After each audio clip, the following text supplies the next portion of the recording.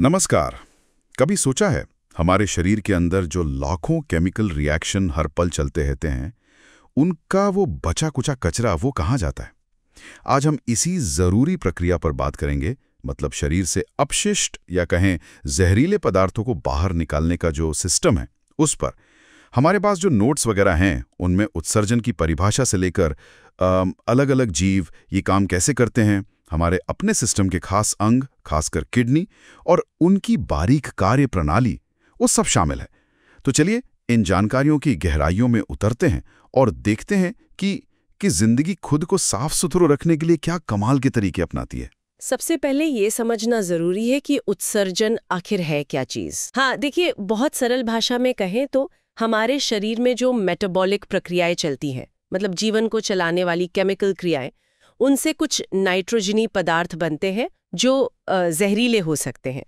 इन्हीं विषैले पदार्थों को शरीर से बाहर फेंकने का नाम ही उत्सर्जन है। ये शरीर को स्वस्थ रखने के लिए बेहद जरूरी है, वरना ये जहर शरीर में जमा होता जाएगा। अच्छा, मतलब ये शरीर की एक तरह से अंदरूनी सफाई हो गई। जी। लेकिन क्या सभी जीव एक ही तरह से ये सफाई करते हैं? क्या वो कचरा भी एक जैसा होता है सबका? बिल्कुल नहीं, और यही बात दिलचस्प हो जाती है।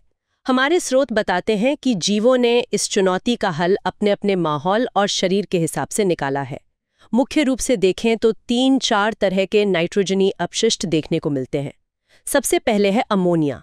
ये बहुत ज़्यादा जहरीला होता है और इसे शरीर से निकालने के लिए ढेर सारे पानी की ज़रूरत पड़ती है। अब आप अंदाज़ा लगा सकते हैं कि ये किन जीवों में मुख्य होगा। जरूर, जो पानी में ही रहते होंगे, जैसे मछलियां भी अमोनिया ही उत्सर्जित करते हैं।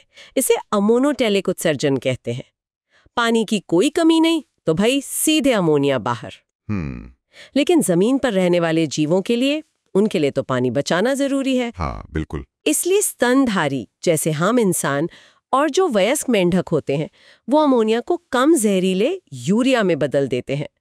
यूरिया निकालने में पानी काफी कम लगता है। इस प्रक्रिया को यूरियोटेलिक उत्सर्जन कहते हैं। हाँ, हमारे नोट्स में शायद यूरेकोटेलिक लिखा है, पर तकनीकी रूप से सही शब्द यूरियोटेलिक है, यूरिया के लिए। अच्छा, ये तो कमाल का अनुकूलन है। पानी बचाने का कितना स्मार्ट तरीका निकाला प्रकृति ने। और भी कोई खास तरह का कचरा है? हाँ, एक और जिक्र है स्रोतों में। मकड़ियां जो है वो ग्वानीन नाम का पदार्थ उत्सर्जित करती हैं। और कुछ जीव जैसे सीप या घोंगे, वो तो सीधे अमीनो एसिड ही बाहर निकाल देते हैं। इसे अमीनोटेलिक उत्सर्जन कहा जाता है। तो ये दिखाता है कि मतलब जरूरत के हिसाब से कितने अलग अलग समाधान विकसित हुए हैं। वाकई विविधता तो है। अब अगर हम इंसानों पर ध्यान दें तो हमारे शरीर में सफाई के मुख्य खिलाड़ी कौन हैं? कौन से अंग हैं? देखिए, हमारे उत्सर्जन तंत्र में एक जोड़ी किडनी यानी वृक्क, उनसे जुड़ी 2 नलियां जिन्हें मूत्रवाहिनी या यूरेटर कहते हैं। ठीक है। एक थैली जिसे मूत्राशय या यूरिनरी ब्लैडर कहते हैं, जहां पेशाब जमा होता है। और एक नली, मूत्र मार्ग या यूरिथ्रा, जिससे पेशाब बाहर निकलता है। ये सब शामिल है। लेकिन इस पूरे सिस्टम का हीरो वो हमारी किडनीज ही हैं। किडनीज, हाँ, इनके बारे में थोड़ा और जानना चाहेंगे। ये सेम के बीज जैसे दिखने वाले अंग आखिर करते क्या है इतना जरूरी? हाँ बिल्कुल, ये राजमा या सेम के दाने जैसे दिखते हैं और हमारी पीठ की तरफ होते हैं, पसलियों के थोड़ा नीचे। इनके मुख्य तौर पर 2 हिस्से होते हैं। बाहरी हिस्सा कॉर्टेक्स कहलाता है और अंदरूनी हिस्सा मेड्यूला। और इनका काम आप समझिए किसी हाईटेक फिल्टर प्लांट जैसा है। Filter plant? हाँ, ये लगातार हमारे खून को छानते हैं, उसमें से यूरिया जैसे नक्कर और तरल अपशिष्ट पदार्थों को अलग करते हैं। और सिर्फ गंदगी ही नहीं हटाते, बल्कि शरीर में नमक और पानी का संतुलन भी बनाए रखते हैं। सोचिए, अगर ये संतुलन बिगड़े तो हमारे सेल्स ठीक से काम ही नहीं कर पाएंगे। बाप रे। हाँ, और ये खून के ऑस्मोटिक प्रेशर यानी परासरणीय दाब को भी कंट्रोल करते हैं, जिससे खून का गाढ़ापन सही बना रहता है और खून का और ब्लड प्रेशर भी नियंत्रित रहता है। और इन सब कामों का जो अंतिम उत्पाद है वो होता है मूत्र यानी पेशाब का बनना। ये तो मतलब बहुत सारे जरूरी काम हो गए एक साथ। हाँ। अच्छा, स्रोत में नेफ्रॉन का भी जिक्र है। हाँ। इनका किडनी के काम से क्या लेना देना है? नेफ्रॉन?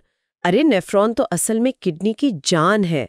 आप कह सकती हैं कि ये किडनी की सबसे छोटी लेकिन सबसे महत्वपूर्ण इकाई है, संरचनात्मक भी और क्रियात्मक भी। आप इन्हें सूक्ष्म फिल्टर कह सकते हैं, बहुत छोटे छोटे फिल्टर। और अंदाजा लगाइए, हर एक किडनी में कितने होते होंगे? लाखों में। लगभग 10 लाख। एक किडनी में? 10 लाख? एक किडनी में? अविश्वसनीय। हाँ बिल्कुल।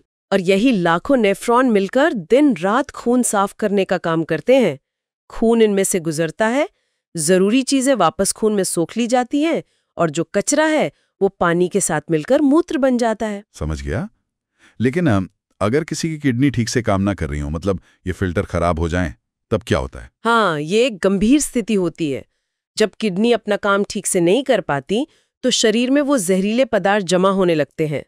ऐसी हालत में एक कृत्रिम तरीका अपनाया जाता है खून साफ करने का, जिसे डायलिसिस कहते हैं। डायलिसिस? हाँ, सुना है। हाँ, इसमें मशीन के जरिए खून को शरीर से बाहर निकालकर साफ किया जाता है और फिर वापस चढ़ाया जाता है। बढ़िया। ये प्रक्रिया ये जीवन बचाने वाली साबित होती है कई लोगों के लिए। तो आज हमने समझा कि कैसे शरीर मेटाबॉलिज्म के कचरे, खासकर नाइट्रोजनी वेस्ट, से छुटकारा पाता है। ये भी देखा कि अलग अलग जीव पर्यावरण के हिसाब से कैसे अलग अलग तरीके अपनाते हैं, पानी बचाने के लिए यूरिया या फिर पानी की बहुतायत में सीधे अमोनिया। और हमारी किडनियां लाखों नेफ्रॉन की मदद से कैसे चुपचाप ये इतना जरूरी काम करती रहती हैं। बिल्कुल। और ये सोचना भी बड़ा रोचक है कि देखिए, अपशिष्ट निपटान की एक ही समस्या के लिए प्रकृति ने कितने विविध, कितने अलग-अलग समाधान खोजे हैं जो सीधे जीव के रहन सहन और उसके पर्यावरण से जुड़े हैं, है ना? सही कहा, बिल्कुल। चलिए इस विचार के साथ आज की बातचीत खत्म करते हैं। ये जो अलग अलग जीवों का अलग अलग नाइट्रोजनी अपशिष्ट उत्सर्जित करना है, जैसे अमोनिया बनाम यूरिया, ये उनके पानी की उपलब्धता जैसी पर्यावरणीय चुनौतियों के प्रति उनके अनुकूलन के बारे में और क्या गहरी बातें बताता है, इस पर सोचिएगा जरूर। हाँ, शायद ये हमें जीवन की अद्भुत विविधता और इसके लचीलेपन की एक और परत दिखाता है। बिल्कुल।